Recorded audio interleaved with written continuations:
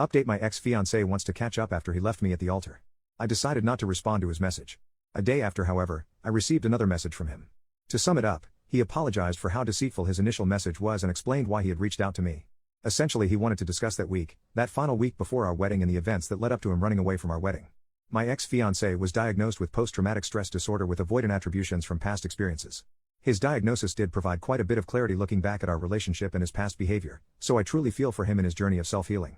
However, despite his struggles, I still told him that I couldn't forgive him for his selfish act of leaving me in a constant state of what felt like hell for 3 months, unsure of why he had abandoned me in the first place. He told me he understood, and I ultimately agreed to meet him for lunch, and I don't regret it. He's not with the ex he originally left me to be with. She ended up passing away 6 months after he left me at the altar, which is part of the reason why she reached out to him in the first place. Since then he's been working on himself through therapy and navigating what it's like to be a single father, considering that the child turned out to be his. Our lunch wasn't too long, but it was all around eye-opening on both sides. At the end of the lunch he handed over an envelope which contained all the money we spent preparing for the wedding. I was honestly dumbfounded.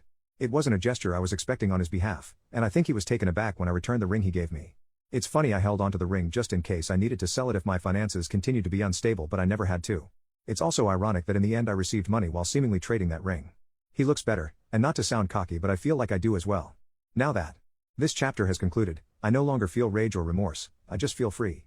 I feared that I might have still harbored feelings for him, but I have since found that I loved him for the man he was in that moment when we were together, and though we're now apart, I'm okay with looking back and acknowledging the love I had for him back then. I've closed that chapter now, with him, with the woman I used to be when I was with him, and that's really all there is to it.